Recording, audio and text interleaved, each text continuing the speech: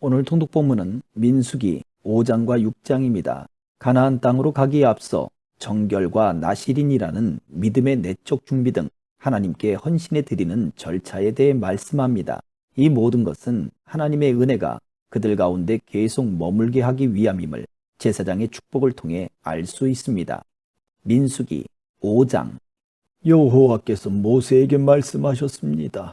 이스라엘 백성들에게 명령해서 나병 환자나 유출병이 있는 사람이나 시체로 인해 부정하게 된 사람을 모두 진 밖으로 내보내게 하여라. 남자든 여자든 가리지 말고 내보내라. 그들을 진 밖으로 내보내라. 그래서 내가 그들과 함께한 진을 더럽히지 않게 하여라. 이스라엘 백성들은 그렇게 했습니다. 그들이 그런 사람들을 진 밖으로 내보냈습니다. 여호와께서 모세에게 명하신 대로 이스라엘 자손들이 했습니다. 여호와께서 모세에게 말씀하셨습니다. 이스라엘 자손에게 말하여라. 남자든 여자든 누구에겐가 어떤 방식으로든 잘못을 저질러 여호와께 신실하지 못하게 되면 그 사람은 죄가 있으니 자기가 저지른 죄를 고백해야 한다. 그는 자신이 해를 끼친 것에 가치의 5분의 1을 더해 해를 끼친 사람에게 돌려주어야 한다.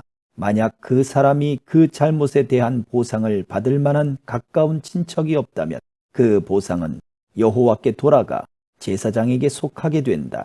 그는 속죄를 위해 순양을 더해 그것을 제사장에게 바치고 제사장이 그를 위해 그것으로 속죄할 것이다. 이스라엘 백성들이 제사장에게 가져오는 모든 거룩한 예물들은 다 그의 것이 된다. 각 사람이 준비한 거룩한 예물은 다 각자의 것이지만 제사장에게 드린 것은 제사장의 것이 된다. 여호와께서 모세에게 말씀하셨습니다. 이스라엘 자손의 말에 일러라.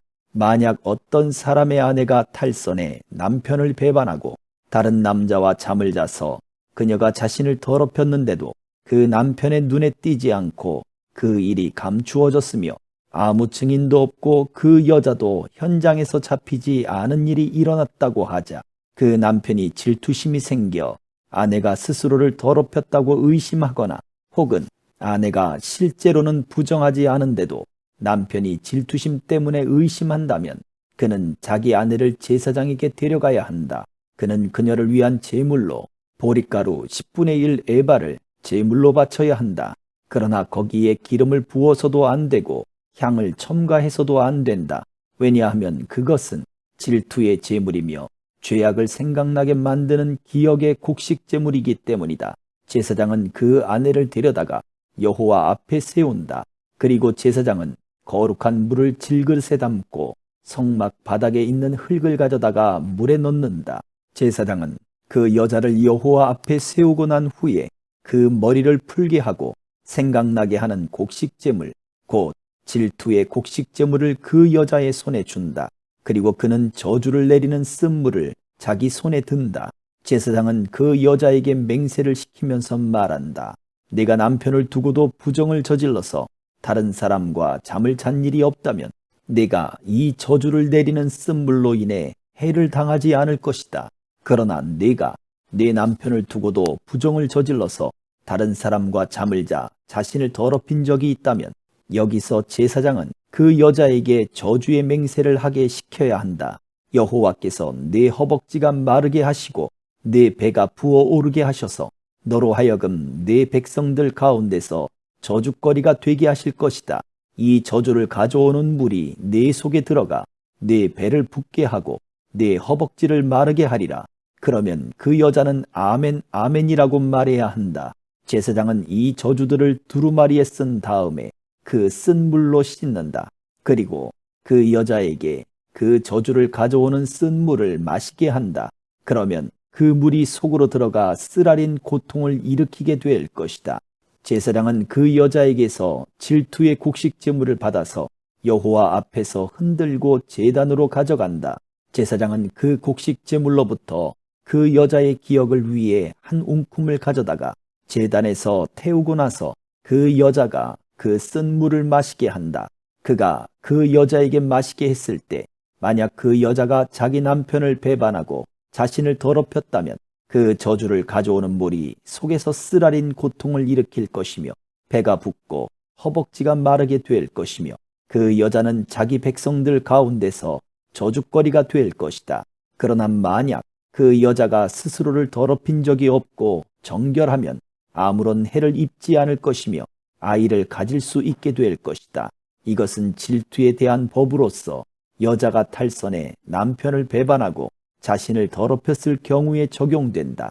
혹은 남자가 질투심이 일어 자기 아내를 의심할 때에 적용된다. 제사장은 그 여자를 여호와 앞에 세우고 이 법을 모두 시행해야 한다. 그 남편은 죄로부터 깨끗하게 될 것이지만 그 아내는 자신의 죄값을 치러야 하기 때문이다. 6장. 여호와께서 모세에게 말씀하셨습니다. 이스라엘 자손에게 말하고 그들에게 일러라. 남자든 여자든 특별한 서원, 곧 여호와께 나실 사람으로 살겠다고 서원을 하면 그는 포도주나 독한 술을 마시지 말고 포도주나 독한 술로 만든 식초도 마시지 말고 어떤 포도즙도 마시지 말며 포도는 그냥 포도든 건포도든 먹어서는 안 된다. 나실 사람으로 사는 기간 동안 그는 포도원에서 나오는 것은 익지 않은 포도든 포도 껍질이든 간에 무엇이든 먹어서는 안 된다. 그가 헌신하기로 서원한 기간 동안 그는 머리에 면도칼을 사용해서는 안 된다. 그는 여호와께 나실 사람으로 살겠다고 서원한 기간을 채우기까지는 거룩해야 한다. 그는 자기 머리털이 자라게 놔두어야 한다. 여호와께 나실 사람으로 살겠다고 서원한 기간 동안 죽은 사람에게 다가가면 안 된다.